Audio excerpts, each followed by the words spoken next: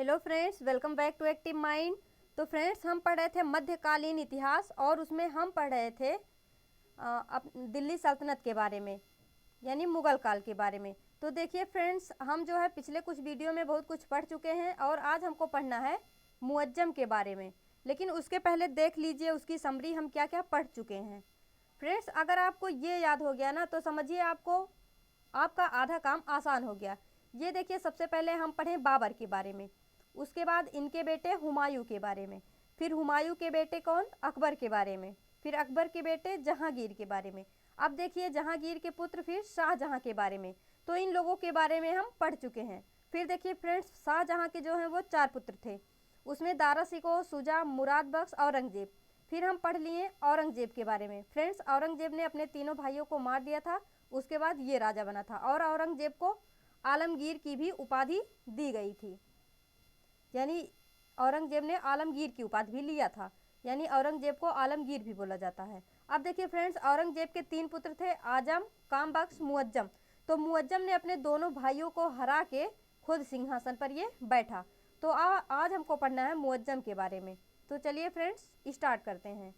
तो सबसे पहले देखिए फ्रेंड्स, जब औरंगजेब की मृत्यु हुई तो मुगलों का पतन स्टार्ट हो गया। औरंगजेब की मृत्यु के बाद मुगलों का पतन शुरू हो गया। इनके जो 3 बेटे थे यानी मुअज्जम, आजम, कामबख्श, इनके बीच में उत्तराधिकार के लिए युद्ध छिड़ गया। अब देखिए फ्रेंड्स, जो मुअज्जम थे ये काबुल के गवर्नर थे, आजम जो है ये गुजरात के गवर्नर थे और जो कामबख्श हैं ये दक्कन के गवर्नर थे। अब देखिए फ्रेंड्स, मुअज्जम ने 1707 में जाजऊ में आजम को हराया और 1708 ईस्वी में हैदराबाद में कामबख्श को हराया। उसके बाद मुअज्जम खुद सिंहासन पर बैठा। तो देखिए फ्रेंड्स,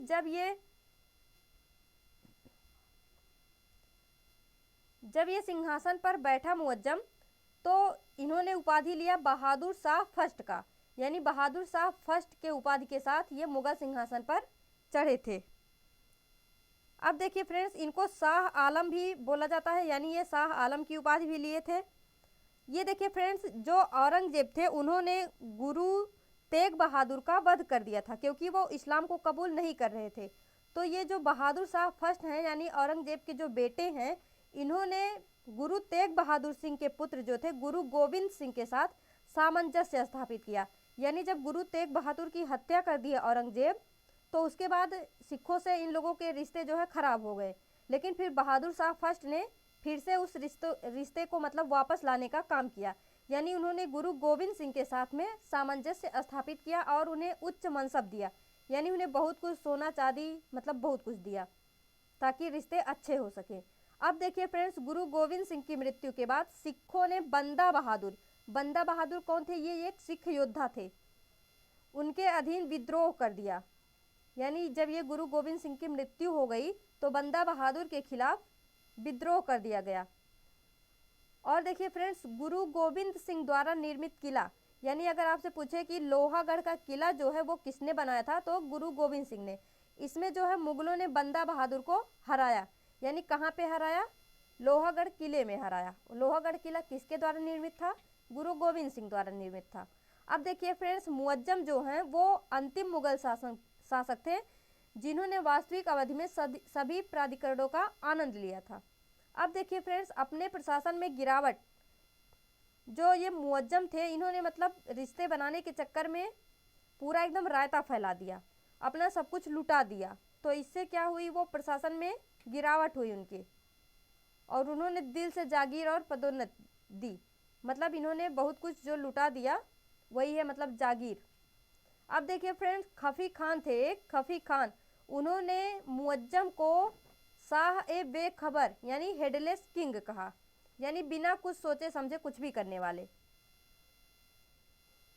अब देखिए फ्रेंड्स, बहादुर शाह फर्स्ट यानी मुअज्जम की मृत्यु के बाद उनके पुत्रों के बीच में उत्तराधिकार का युद्ध शुरू हुआ।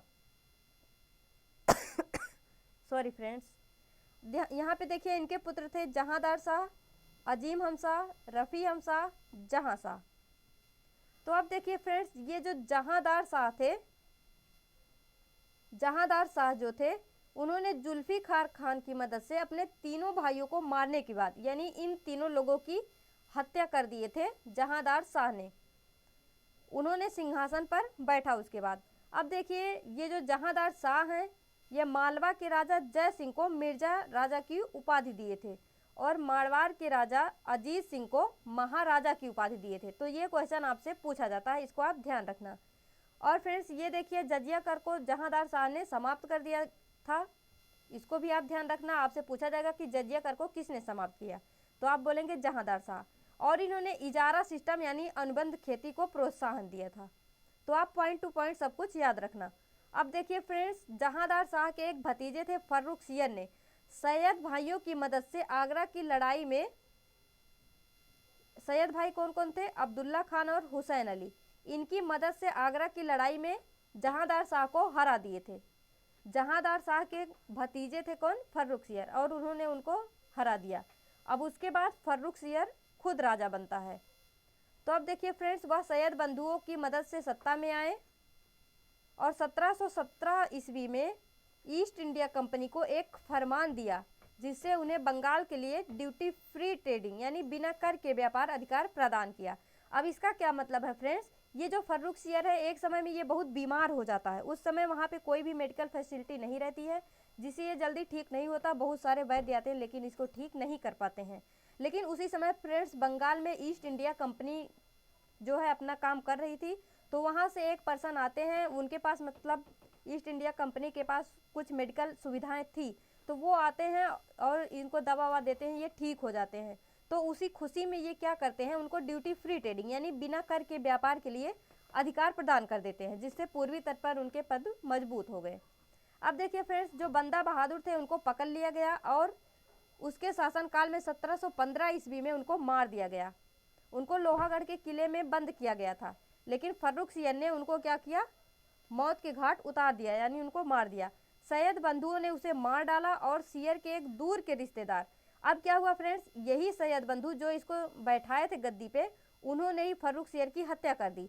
और सियर के एक दूर रिश्तेदार यानी फर्रुखसियर के एक दूर के रिश्तेदार थे मोहम्मद शाह, इनको गद्दी पे बिठा दिया, मोहम्मद शाह को गद्दी पे बिठा दिया। तो अब देखिए हम पढ़ते हैं मोहम्मद शाह के बारे में। तो फ्रेंड्स मोहम्मद शाह जो थे इनको रंगीला भी बोला जाता है। जैसे इनका नाम था रंगीला, वैसे ही ये रंगीन मिजाज के थे भी। इन्हीं के समय में मुगल इतिहास में पहली बार बाजीराव के नेतृत्व में मराठाओं ने दिल्ली में शासन किया था। तो ये पॉइंट आप फ्रेंड्स याद रखना। अब देखिए मोहम्मद शाह के जो वजीर थे निजाम उल मुल्क, इनको आसफ जहाँ भी बोला जाता है, तो इन्होंने हैदराबाद राज्य की स्थापना की थी। अगर आपसे पूछे हैदराबाद राज्य की स्थापना किसके शासनकाल में हुई, मोहम्मद शाह के शासनकाल में।